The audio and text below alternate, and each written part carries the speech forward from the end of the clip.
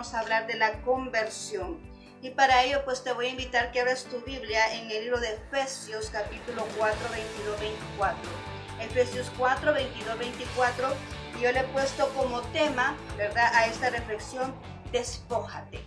Pues así somos nosotros también. Hay cosas en nuestra vida espiritual que andamos cargando que no las necesitamos para poder ejecutar el servicio a Dios, para poder ejecutar el plan perfecto de Dios. Hay circunstancias, hay cosas, hay aspectos, hay personas en nuestra vida que lo único que nos hacen es detenernos, es estancarnos. Entonces tenemos que despojarnos, ¿verdad?, ciertas actitudes, despojarnos de ciertas cosas, ¿verdad?, que no nos funcionan para poder avanzar en este camino que Dios nos lleva trazado.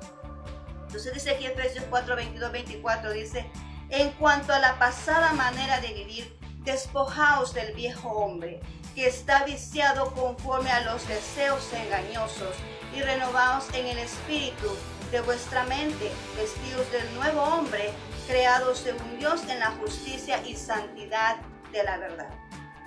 Bueno, vamos a ver acá, lo primero que vamos a hacer es hablar del concepto de conversión. ¿Qué significa conversión? Conversión es un cambio de naturaleza, es un cambio en las acciones o el proceder del individuo. Anteriormente, cuando nuestro país tenía el colón, ¿verdad?, y venían esos dólares del extranjero de nuestros familiares que nos mandaban esas remesas, existía esa palabra de conversión. Y así mismo es cuando uno viene y viaja a otros países donde la moneda es diferente a la nuestra, pues tenemos que llevar ese proceso, ¿verdad?, que se llama conversión. Entonces así mismo es esto, ¿verdad? La conversión dice aquí que es un cambio de naturaleza, cuando convertimos algo en otra cosa, ¿verdad? Entonces aquí nos habla la palabra de Dios y nos está diciendo: en cuanto a la pasada manera de vivir, despojaos del viejo hombre, de aquello que no nos necesitamos, de aquello que traemos con nuestras acciones anteriores, de aquellas actitudes, ¿verdad?, que cuando no teníamos a Cristo, nosotros pues las accionábamos ante ello, pero ahora esas actitudes no nos sirven para lo que Dios ha destinado, ¿verdad?, a nuestras vidas. Por eso dice aquí: despojaos de esa naturaleza antigua, despojaos de aquello, ¿verdad?, que no funciona para lo nuevo que Dios quiere hacer contigo, que está viciado conforme a deseos engañosos. ¿Por qué dice deseos engañosos? Porque todo lo que podamos nosotros obtener o adquirir, ¿verdad?, de este mundo, podamos nosotros hacer esas actitudes donde no está Dios, son cosas que no tienen sentido, son acciones que no tienen ningún fundamento, que no nos llevan a ninguna parte, ¿verdad? Son cosas que se esfuman, porque un engaño es así, es como humo que desaparece, ¿verdad? Entonces así mismo dice aquí la palabra de Dios: son aspectos engañosos, son deseos engañosos, ¿verdad? Pero dice acá: y renovaos en el espíritu de vuestra mente. Cuando nosotros somos renovados, ya no podemos pensar de igual manera. Cuando nuestra mente está renovada en Dios, nosotros pues no nos enfocamos en lo que se enfocan las demás personas que no tienen a Cristo. Nosotros no vemos el problema, no nos enfocamos en el problema, nos enfocamos en la solución, en la respuesta. Vemos las cosas distintas, vemos aquel favor de Dios para nuestras vidas. Entonces, cuando nuestra mente está renovada, nuestros pensamientos cambian, nuestras decisiones están basadas en la voluntad de Dios, ¿verdad? Y también vemos esas posibilidades, pensamos positivamente. Nosotros venimos y vienen las promesas bíblicas a nuestra mente, y eso es lo que nosotros hablamos. Muchas veces dicen las personas: eso es hablar positivamente. No, es declarar esa palabra de fe, ¿verdad? Nosotros tenemos esa fe activa porque tenemos nuestra mente renovada. No vemos el problema, vemos la solución, ¿verdad?, que es la que Dios pues nos ofrece a través de una dificultad. Siempre que nosotros pasamos un momento difícil, pues tenemos que tener presente que Dios va a obrar poderosamente en cada dificultad. Amén. Entonces aquí dice: renovaos en el espíritu y de vuestra mente, y vestíos del nuevo hombre, creados según Dios en la justicia y la santidad de verdad. Cuando dice justicia y santidad, no está diciendo justificadas, personas justificados, ¿verdad? Nosotros hemos sido justificados por la sangre de nuestro Señor Jesucristo. Pecadores, hemos pasado a ser pecadores, personas que no tenían ninguna oportunidad de ser salvos. Llegamos a ser personas justas, pero a través de Jesús.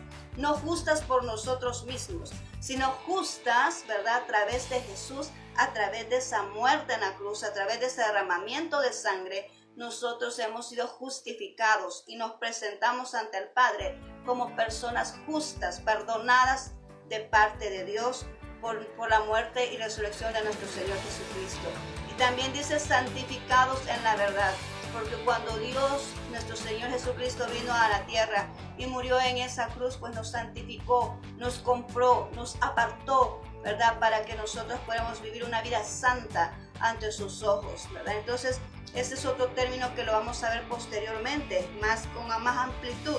Pero aquí dice que este es el nuevo hombre, esas son características del nuevo hombre.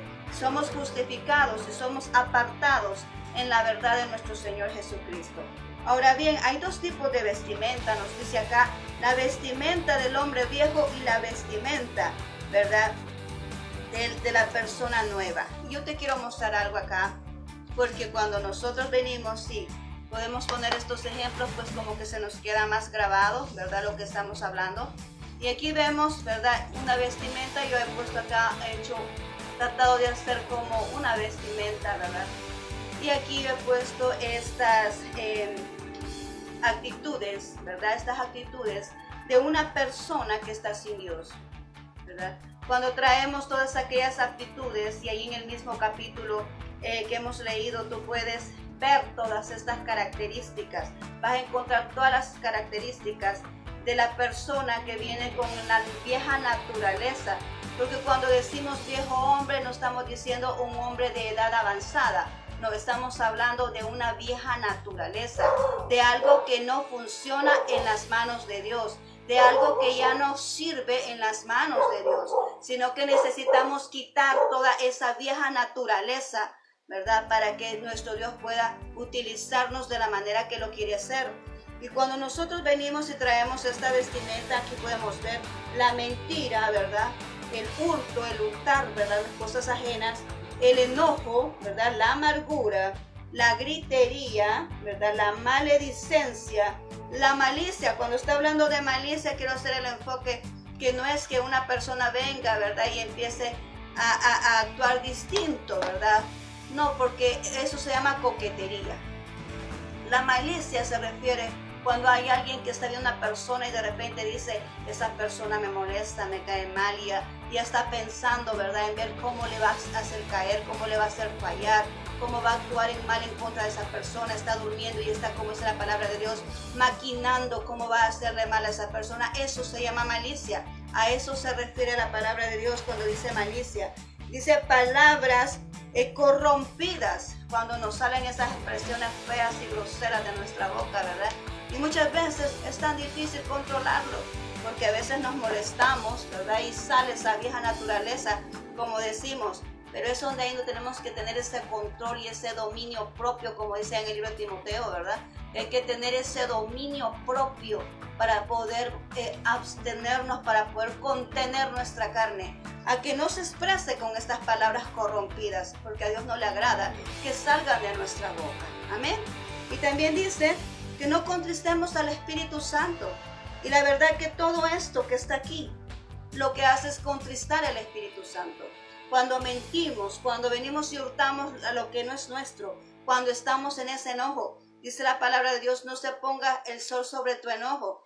Airaos, pero no pequéis. Está diciendo, sí puedes enojarte, sí puede ser que te moleste algo, sí, pero no te vayas a la cama así enojado, sino que ve y busca a la persona, ¿verdad?, con quien has tenido este roce, y pide perdón, ponte a cuentas. Eso quiere decir la palabra de Dios cuando leemos esa porción bíblica al inicio de ese capítulo, que dice ahí, airaos, pero no pequéis, no se ponga el sol sobre vuestro enojo.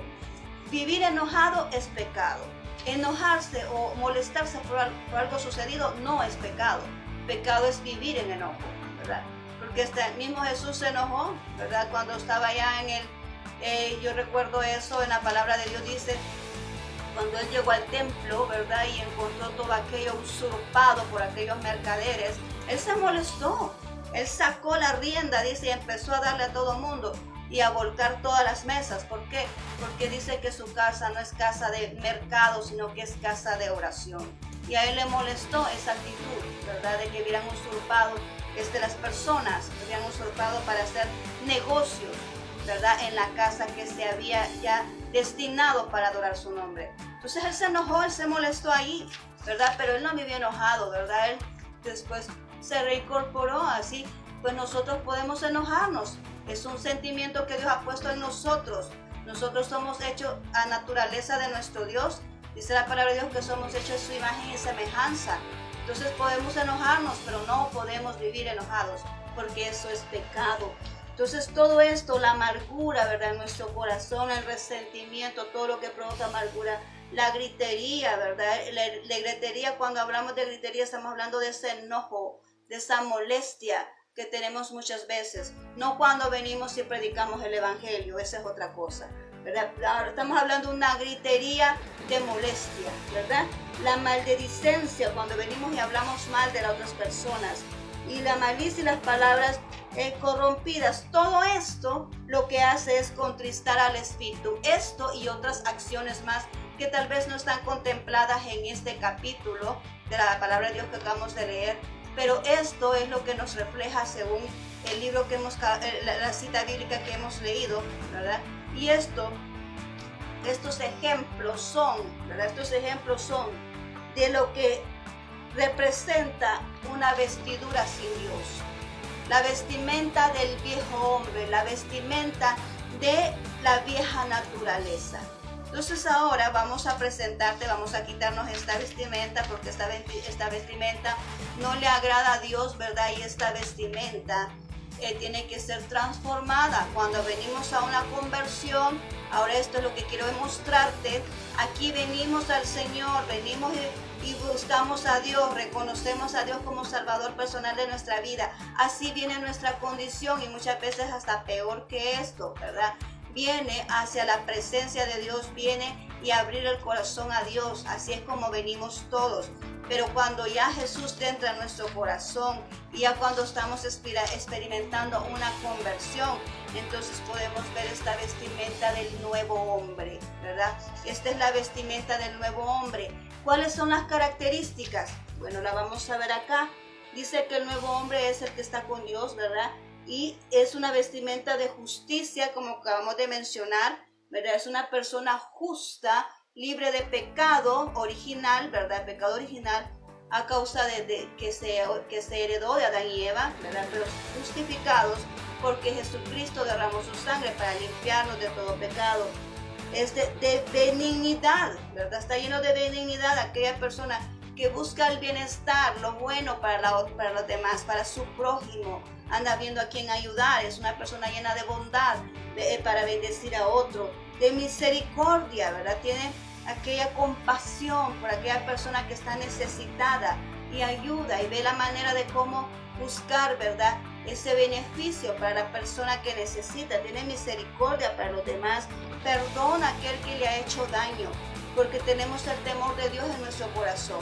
Perdonamos. Ahora aquí voy a hacer un énfasis, que una cosa es perdonar y otra cosa es seguir, ¿verdad? En esa situación. Hay relaciones, ¿verdad? Donde no se puede seguir con ella, ¿verdad? Porque el daño tal vez ha sido mucho. Pero sí se puede perdonar, ¿verdad? Podemos perdonar, pero aunque no sea esa comunicación, aunque se pierda esa relación, aunque se pierda, ¿verdad? Esa relación entre esas personas, ¿verdad? Porque casi siempre lo hacemos así, ¿verdad? En relaciones de esas personas, aunque se pierda, pero es nuestra obligación perdonar, porque la palabra de Dios lo dice, que debemos perdonar 70 veces 7. ¿Y por qué lo hace así? Para que nuestro corazón esté sano, para que nuestro corazón esté tranquilo, porque un corazón que no perdona es un corazón cargado, es un corazón resentido, es un corazón lleno de amarguras, y es un corazón que siempre está buscando hacer el mal hacia otro, Entonces por eso es necesario que perdonemos, para que nuestro corazón esté libre y esté lleno del Espíritu Santo, que es lo que debe habitar en él, ¿verdad? Para que podamos fluir en el Espíritu y que para que podamos cumplir el propósito de Dios, ¿verdad? De acuerdo a diseñado por Dios. Entonces hay que perdonar, ¿verdad? Y la santidad de la verdad.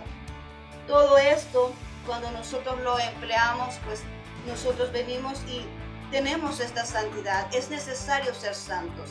Santos no quiere decir que no vamos a hablar con nadie. Santos no quiere decir que no nos vamos a relacionar con nadie. Santos no quiere decir que vamos a dejar todo de un lado. No, santo quiere decir apartado para Dios, ¿verdad? Es que tú eres una nueva criatura. Tú ya no haces las cosas que antes hacías. Tú eres un nuevo personaje. Dios te limpió, te lavó, te hizo una nueva persona, y entonces debes mantener esa conducta, esa condición que Dios hizo en ti desde el momento que tú le entregaste tu vida y que abriste el corazón para que Él morara en él. Entonces esta es la nueva vestimenta. Tenemos aquí la vestimenta de pecado, la vestimenta corrupta, la vestimenta que no le agrada a Dios, la vestimenta de la vieja naturaleza. Pero aquí tenemos la vestimenta de nuestro Dios, ¿verdad? La vestimenta donde tenemos el nuevo hombre, la nueva criatura que dice la palabra de Dios, donde todos somos aceptos a Dios, donde todos hemos sido transformados, donde ya no pensamos como antes y donde ya no hacemos las cosas que hacíamos antes, sino que ahora todo está bajo la voluntad de Dios y gobernado, ¿verdad? Por Él, ¿verdad? Nuestra voluntad la cedemos a nuestro Dios, hacemos lo que Él le agrada, hacemos lo que Él ordena, y nosotros pues nuestra vida le pertenece al Señor cuando estamos en esta condición de una conversión. Amén.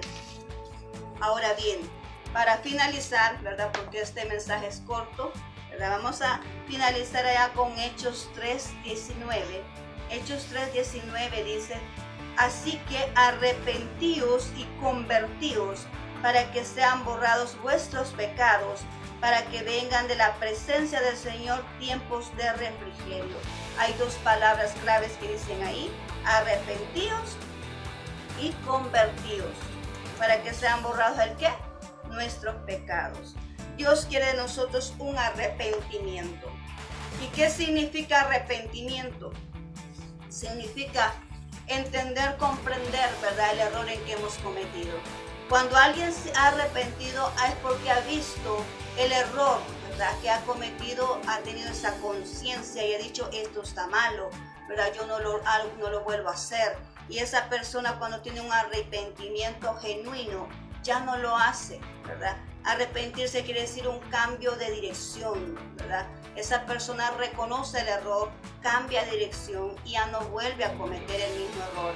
Cuando hay un arrepentimiento genuino, esa persona dice: ya no hago esta situación, ya no visito este lugar, ya no tengo esta conducta, ya no me expreso de esa manera, ya cambia sus prioridades, porque es una persona arrepentida. Cuando alguien viene donde es una persona y le dice: mira, perdóname, lo siento, estoy arrepentido. Entonces cuando esa persona de verdad está arrepentida, no va a volver a cometer el error. Pero si esa persona te dice a ti: mira, perdóname, lo siento, ya no se va a volver a repetir, pero lo continúa haciendo, esa persona no está arrepentida de verdad. Y así como lo hacemos con las personas, también muchas veces lo hacemos con Dios. Venimos ante Él a decirle: Señor, perdóname, ya no lo vamos a volver a hacer. Y a los días lo estamos haciendo de nuevo. Entonces quiere decir que no ha habido un arrepentimiento genuino. Y Dios requiere aquí, según esta cita bíblica del libro de Hechos, ¿verdad? 3:19, que debemos de arrepentirnos, ¿verdad? Y el arrepentimiento nos lleva a una conversión. Una persona arrepentida, pues es una persona que se está convirtiendo a lo que Dios ha destinado para su vida. Porque la conversión, ya como acabamos de ver, dejamos toda la pasada manera de vivir y vivimos esa nueva vida que Dios pues nos otorga a través de su sacrificio, a través de su salvación, a través de esa sangre derramada, ¿verdad? Y acordémonos que nosotros somos criaturas, nuevas criaturas, y somos hijos de Dios en ese momento. Somos comprados a precio de sangre.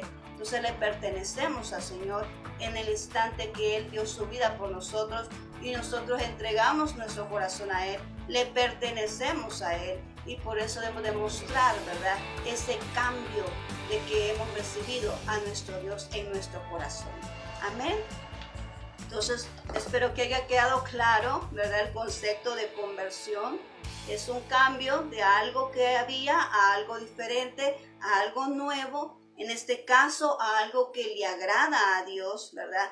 Dejamos nuestra pasada manera de vivir y nos volvemos unas nuevas criaturas haciendo aquellas acciones que son agradables a nuestro Dios y en completo sometimiento a Él. Amén. Bien.